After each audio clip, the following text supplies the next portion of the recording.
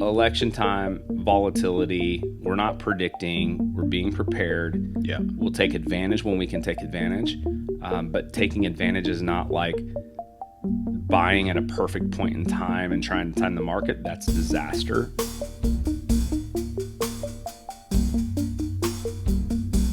Welcome back, everybody. Money Therapy. Money Therapy. I'm one of your co-hosts, Bill McGill. I'm Brandon Chasteen. And we're going to talk about election year and market cycles today. Yeah, so there was a piece several years ago, the firm put out titled like "Don't Play Politics with Your Portfolio." Right? Yeah, love it. And it was really well written, well researched. So that's kind of what this episode is really focused on. Like, guys, I'm just trying to be ahead of the game and think as we get deeper into this year, there is going to be so much added to our plate when it comes to geopolitical nonsense globally and now. And the thing is like we're actually like even between recording this and it actually hitting the air, Yeah. who knows what's going to change? Like, Yeah. things are moving so fast. At an alarming rate. Alarming. Yeah. So here's the thing is, this isn't some like predictive tell. We don't know how everything's going to go. We're going to throw out some stats to hopefully help you like keep some sort of perspective. Yeah. But, we just the end state here, whatever the stats may suggest, whatever we may think, it is not about like on set here. I do not have a crystal ball. Right. Those magic 8 balls where you shake them. Yeah. Like, I don't even have one of those anymore. We don't. Yeah. Maybe we should get one. Like, I actually think We should I'm get gonna buy one. We should get a financial planning one. That would be fun. That would be. I need to see or make one. I think we would only be the ones who think it would be hilarious, though. I'm not sure that translates well. It would be impactful. Yeah, man, I want to get kind of right into this. I'm excited about this topic because I think this is a great, we talked last time about starting the year with goals and things like that. This is a great time to realize within that conversation, where are we in the grand scheme of things in terms of market cycles and things? If you look back on now the past 2 years, we've had an extreme amount of volatility. Mm-hmm. What do I mean by volatility? The exaggerated ups and downs of the market. Mm-hmm. We've seen a lot of volatility. It scares a lot of people. But we did an episode, I think now about 6 months ago, where I think the title of the episode is Volatility is Normal. Mm-hmm. And we talked about the calm of the ocean, how that's abnormal. Right. And then the waves coming and the boat going up and down. That's actually normal. So now if we look back, we've had 2 years of normal of volatility.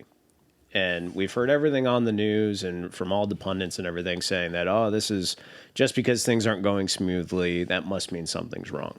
And what we've always tried to do is keep you all grounded and say, no, volatility is very normal.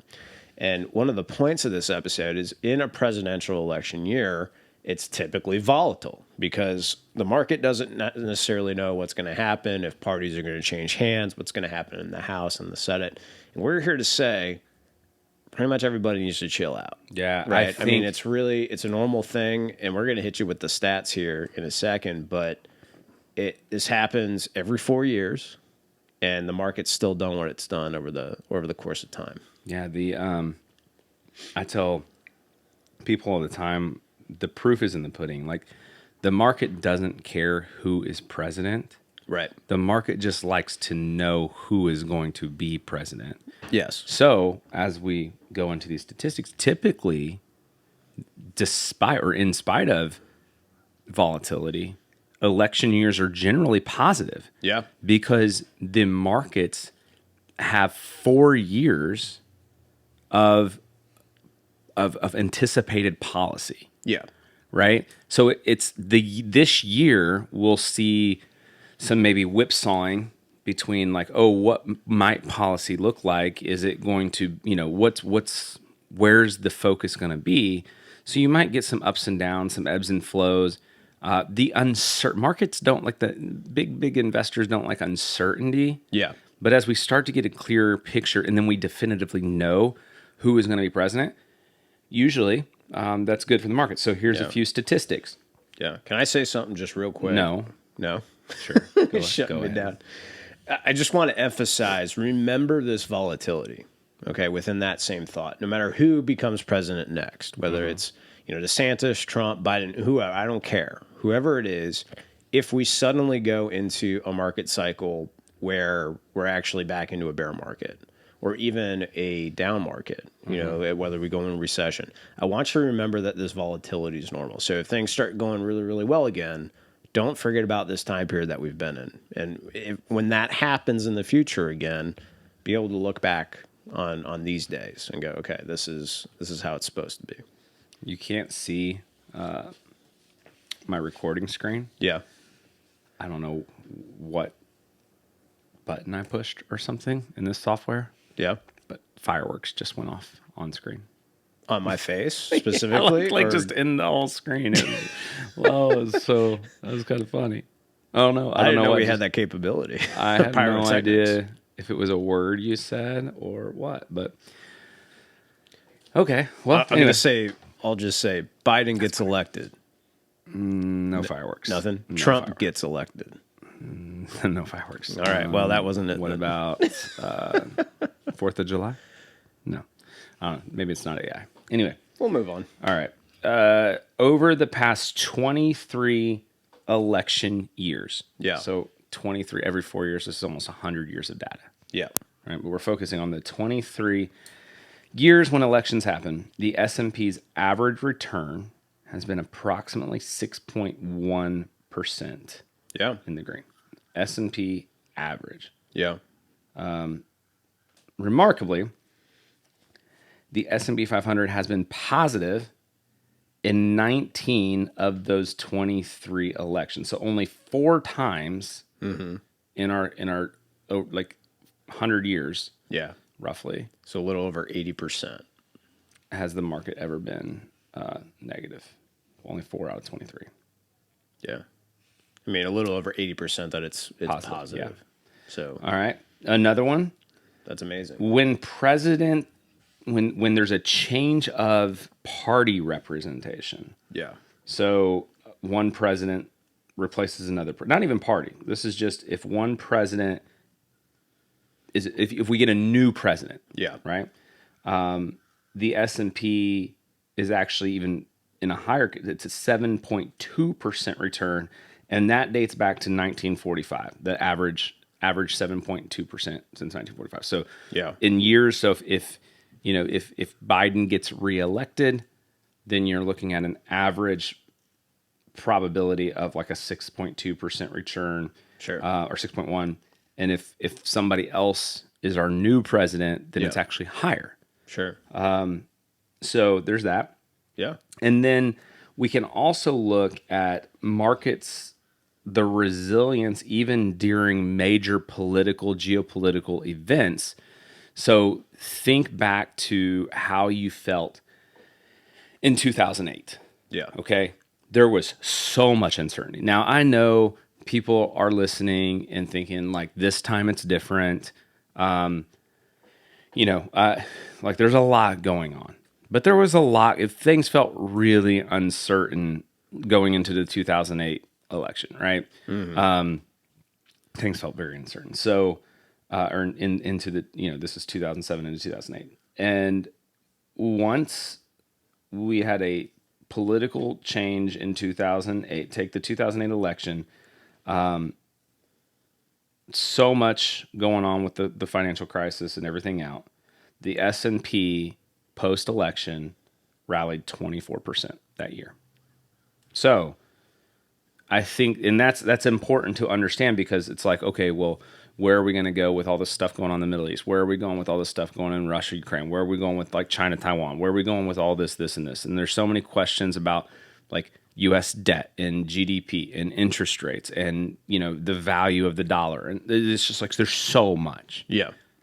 But there was also so much uncertainty. Maybe different words, but uncertainty nonetheless. In 2008, we were coming through a bottom. So let's like, do we see evidence that with volatility, Yeah. there could be a bottom at some point, and all of that is kind of alluding to the fact that we should try to time this out. And that's not the point that we're trying to make. Yeah. The point that I am trying to make is when all your friends at dinner or whatever are complaining about all the uncertainty, I want you to rest on the fact that 80% or more of the time, markets are positive coming out of election years. Yeah. And even seemingly the more uncertain the market is, once we gain clarity about the new policymaker, Yeah. maybe even better returns. Yeah. So, yeah, I think another thing that comes to mind is, you had a stat on there from like 1945 to now, the S&P 500's average has been something or the other. 7.2. 7.2. With a change. Yeah. So the one thing that I want to express to people too, again, going back to the volatility is normal thing, the S&P 500 on average every single year goes down, dips 10%. Okay. So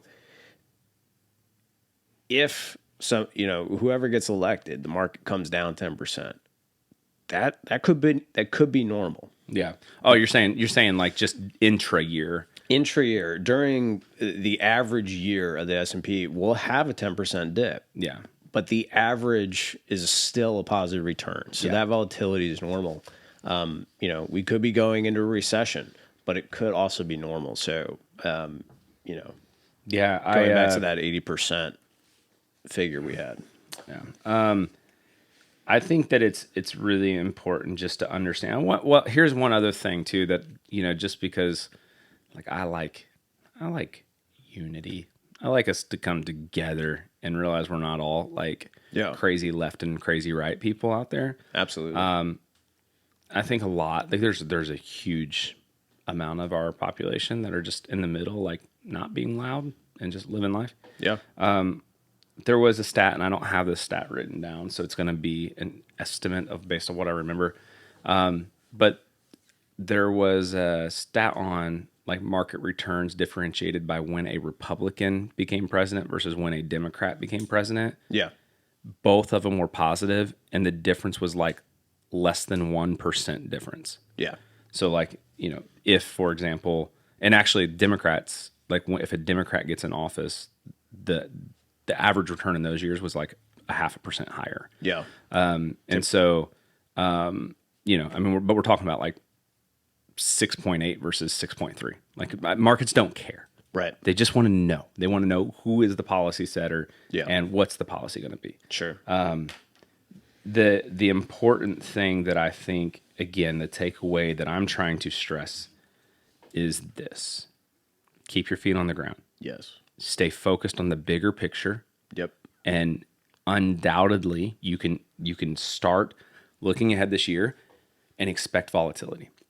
Yep. We have done podcast episodes on down market playbooks. Yep. Things you can do to take advantage of volatility. Yeah. We've talked about dollar cost averaging into investments. Control. Timing, not when to enter the market, but maybe seeing that a market's down, be okay, today's the day where I'm going to put, as much money as I can into my IRA. Yeah. Things that you can do, things that you can control, what you can control. Sure. So stay focused on the bigger picture and you can come out on top. It's not about timing the market to avoid the 3 weeks the market might be down 10%. Yeah. Or timing the bottom perfectly so you can get a 12% annualized return instead of an 11.4% annualized return. Yeah. It's not stay focused on the bigger picture. Now, that being said, I would say that if you're looking at the year, sometimes I have clients that are like, hey, Brandon, I got this expense coming up in 3 months. Yeah. Should I just leave the money invested until the day I need it, or should I start pulling it out now? Realistically, if you need money in the short term, I might say have cash available. Yeah. Or have something stable available to get to. But that's part of investment planning and cash flow planning and all that stuff that you should already be aware of and probably should already be set aside. Yeah. But there could be a point where, you go to your investment accounts to pay for a vacation and they're down a little bit. So just as long as we have some long-term money, and generally we say if you're spending something within the next year or two, probably shouldn't be invested anyway. Yeah. So as long as you're outside of that window, we're going to get through this year. There's going to be a lot of rhetoric, a lot of hurt words, hateful words, mean words, angry words. There's going to be a lot of stress, and people are going to want to, shut the news off. Yeah. We talked a couple weeks ago about where to focus your attention. Yeah. And control what you can control. Yep. So in this season, when things start getting crazy out there, ask yourself, do I have any control over this? Mm-hmm. If so, what can I do about it? And if that's personal finance, your health, your personal growth of your business or yourself, focus on those things when things get kind of crazy out there. Yeah. And I would just say, part of that bigger picture and that perspective is just take a wider, bigger view, a longer term perspective. Yeah. To being successful here. Again, by no means is this episode meant to predict a bad year. I hope it's smooth and I hope it's easy. But there's been contested elections for several of the past several. And geopolitically, it's not a super easy time. There's a lot of people going through a lot of hard things and real world, real bad things. Yeah. And so, we set up our portfolios to focus on accomplishing long-term goals. Yeah. And we focus on health and quality and diversification. And like I said, we practice healthy things like dollar cost averaging and research and fundamentals and knowing the value of what we're doing. Yeah. So if you're listening, take advantage, take some time to do that kind of stuff and you'll be fine. Absolutely. Anything you got for me? Do we need to sponsor? Yeah. Let's take a break real quick. A few years ago, I had the privilege of working with a wonderful couple that had big goals and an incredible work ethic. They made sacrifices and achieved tremendous success and even got to enjoy an early retirement. But tragically, the wife passed away after just 6 months of that retirement life. This experience shook me to the core and led me to reevaluate how I approach financial planning with my clients. I developed an ideology based on 5 pillars of fitness and happiness, and in no particular order, the pillars of finance, faith, physical and emotional well-being, and mental health. While I'm not a doctor, priest, or psychologist, I believe in the importance of addressing all of these pillars holistically alongside financial fitness. A few months ago, I decided to prioritize my own physical health. I focused on everything from eating well to sleeping better. However, I really struggled to find the right motivation to become a regular at the gym. That's when I reached out to an old friend and fitness professional, Sean Rodman. Sean has been a warfighter in the U.S. Army for 20 years. While serving, he acquired all kinds of fitness certificates and was designated to lead fitness programs for our nation's bravest warriors. Not just the fittest ones heading off to war, but also those injured and needing rehabilitation. When he retired, he started an online fitness company, Parabellum Fitness. He builds workout programs tailored to you, your goals, and even considers your old injuries. He also switches things up from week to week or month to month, so nothing ever gets old. In just a few months, I've experienced better sleep, improved mobility, increased energy, weight loss, and freedom from my old injuries. While I want my clients to achieve incredible financial success, I believe it's all for nothing if you cannot enjoy it. Go check out ParabellumFitnessLLC.com. That's ParabellumFitnessLLC.com. Follow them on Instagram or TikTok, really any social media platform. Go follow Parabellum Fitness and reach out to Sean.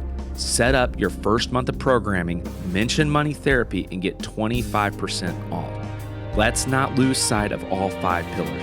Together, let's focus on health and happiness and put energy into creating the best possible life we can. After all, we only get one. All right. So we appreciate you listening to our sponsors and definitely check out Parabellum. Great crew. All right. So election time, volatility. We're not predicting. We're being prepared. Yeah. We'll take advantage when we can take advantage. But taking advantage is not like buying at a perfect point in time and trying to time the market, that's disaster. Right. So by taking advantage, it's hey, realizing that there are things like tax loss harvesting, working with a tax professional to do that kind of stuff, or moving money into qualified accounts and maxing out IRA contributions for the year. Yeah. Go like what you can potentially do is if you're gonna max out your IRA, put the money in there, and then start dollar cost, like you're not really dollar cost average because you already funded it, but maybe purchasing like a set amount every month over the next 6 months. Taking advantage in that kind of sense. We can be intelligent. We can have a strategy. Yeah. And we can understand that the strategy is going to cover us through a volatile time. Yeah. And we can be prepared for the volatility. So that way, when our friends and family are stressed, we can be a voice of reason and calm and help them from making terrible financial mistakes. Yeah. Stick to the game plan and stay on the roller coaster. There you go. Yeah. All right, guys. Well, we're probably going to wrap it up here, but check us out on harpethwealthpartners.com. Both of our emails are up there. We are on YouTube, Spotify, Amazon Music, anywhere you get your podcasts. So like, share, and subscribe. Leave us a comment down below what you plan on, what your controllables are. What are you focusing on in this new year as far as what do you want to get better at? What do you want to control through the volatility that we're kind of expecting? Other than that, Brandon, you got anything else? No, I don't think so. All right. Well, then we'll see you all next week. Later, guys. We hope you learned something valuable today. We appreciate you including us in your journey towards financial betterment. It is important to us that you know this is for educational purposes only and not to be considered specific advice for any individual listener. If something we discussed is relevant to you and you have questions about how it might be uniquely applicable to you, please discuss that with a financial professional or, of course, we are happy to have further conversations with you about your specific questions, needs, or circumstances. We welcome you to reach out to us via our website, harpethwealthpartners.com, or by emailing Brandon at bmc@harpethwealthpartners.com. Securities are offered through LPL Financial, member FINRA SIPC. Investment advice is offered through Private Advisor Group, a registered investment advisor. Private Advisor Group and Harpeth Wealth Partners are separate entities from LPL Financial. The opinions voiced in this material are for general information only and are not to be intended to provide specific advice or recommendations for any individual. To determine which strategies or investments may be suitable for you, consult appropriate qualified professionals prior to making a decision. Investing includes risk, including fluctuating prices and loss of principal. No strategy assures success or protects against loss. All performance referenced is historical and is no guarantee of future results. All indices are unmanaged and may not be invested into directly. Hypothetical examples presented are not representative of any specific investments. Your results may vary. We want to thank you for your time, and we look forward to having you back next week.